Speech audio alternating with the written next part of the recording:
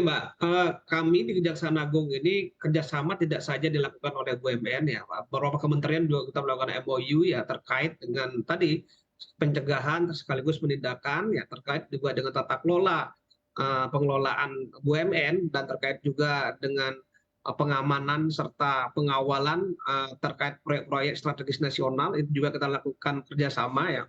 Eh, untuk khusus BUMN karena Pak Erik ini agak proaktif dalam hal bersih-bersih BUMN ya. Pak Erik ini punya jadwal tersendiri dengan Pak Jaksa Agung untuk berkonsultasi, termasuk juga direksi-direksi yang ada di BUMN konsultasi mengenai bagaimana tata kelola ketika bergulir adanya kasus sudah di persidangan dan bahkan mempunyai kekuatan inkrah. Nah, dilanjutkan nanti kerjasama ke depannya juga terkait dengan penyerahan aset-aset yang kita sita dari berbagai kasus yang Asabri, asuransi Jiwasraya, bagaimana polanya kalau gitu kita serahkan ke BUMN itu.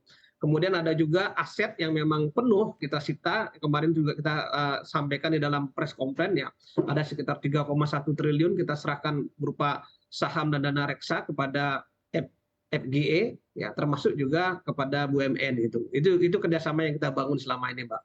Oke, mmm, kalau saya mau kembali lagi ke Pak Toto, saya ingin tahu kalau tadi di BUMN ini adalah yang perlu ditingkatkan lagi adalah monitoring, lalu juga ada eskalasi law enforcement. Nah, sekarang bagaimana sekiranya BUMN ini bisa mengetahui bahwa pengawasan di internal Kejagung ini sudah cukup baik, Pak Toto?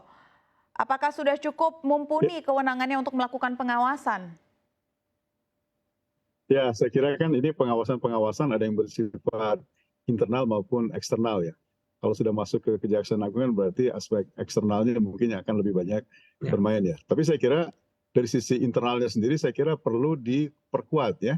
Jadi dalam arti saya sampaikan bahwa three lines of defense dari sisi pengawasan bagaimana BUMN itu dikelola dengan lebih baik ya, supaya kemudian tidak terjadi kebocoran-kebocoran dan lain-lain kan sudah dilakukan ya. Dalam arti bahwa sisi organisasinya mestinya mereka sudah mempersiapkan semua pihak yang terkait dengan soal itu ya. Jadi di first line, second line maupun di third line ya. Nah, tinggal sekarang bagaimana sisi penguatan internal itu kemudian bisa diperkuat kalau kemudian sisi eksternalnya pihak-pihak yang juga mengawasi dari luar itu juga melakukan langkah-langkah yang juga sifatnya efektif ya dalam mengawasi apa yang terjadi di BUMN. Jadi tadi seperti disampaikan Pak Ketut saya kira ya. Jadi langkah-langkah proaktif ini kan sudah dilakukan paling tidak dengan langkah koordinasi ya. Pihak kementerian dengan pihak Kejaksaan Agung. Jadi kalau sudah ada indikasi-indikasi yang didapat oleh pihak Kementerian BUMN, maka kemudian bisa disampaikan oleh kepada pihak Kejaksaan Agung yang kemudian langsung segera akan follow up ya. Sehingga saya kira yang lebih penting adalah bukan cuma sekedar berapa banyak kasusnya yang bisa ditangani setiap tahunnya ya, tapi bagaimana pembelajaran yang bisa didapatkan dari setiap kasus yang kemudian sudah Ya. diselesaikan. Sehingga tidak terulang lagi di kasus-kasus berikutnya begitu loh. Karena Oke. kalau mengulang terus berarti kan nggak efektif begitu ya, Oke. kira-kira. Baik, saya memiliki satu pertanyaan yang akan saya tujukan untuk Pak Ketut dan juga Pak Toto. Saya ingin ke Pak Ketut terlebih dahulu. Apa Pak yang menjadi tantangan bagi Kejagung untuk melakukan bersih-bersih di BUMN? Mengingat sebagian besar kasus yang dibersihkan oleh BUMN ini terkait dengan para petinggi ataupun pemimpin ataupun para pemegang kepentingan di perusahaan tersebut. Apa Pak? Yang pertama adalah leadership ya. Leadershipnya sudah dimulai dari awal. Pak Erick sudah mulai memberikan contoh bahwa mereka lakukan suatu pembersihan mulai dari pimpinan sampai ke tingkat bawah. Dan yang kedua, siapapun yang melakukan satu tindak pidana harus ditindak. Tidak ada keraguan bagi penegak hukum untuk tidak meneruskan perkara sampai ke pengadilan. Nah, inilah yang menjadi deteran efek nanti ke depannya. Yang kemudian yang paling penting adalah transparansi dan objektivitas yang disampaikan, laporan yang disampaikan oleh teman-teman BUMN kepada kementerian.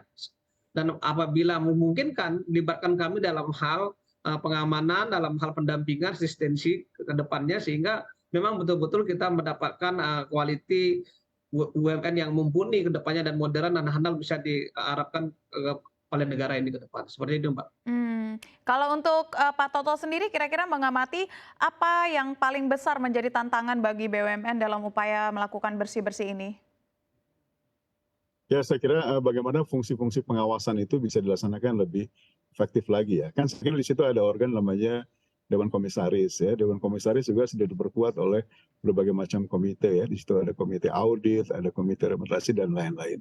Sehingga kalau pengawasan Dewan Komisaris sudah cukup efektif, bagaimana mereka bisa mengawasi, memonitor ya target-target yang ada yang harus diselesaikan, kemudian melihat apakah ada deviasi-deviasi ya, kemudian dicek lagi apakah kemudian terjadi nggak kalau tidak tercapai target, ada kebocoran dan lain-lain. Saya kira fungsi Dewan Komisaris yang efektif ini akan sangat membantu mengurangi kemudian terjadinya kasus-kasus yang ada di BUMN saat ini ya.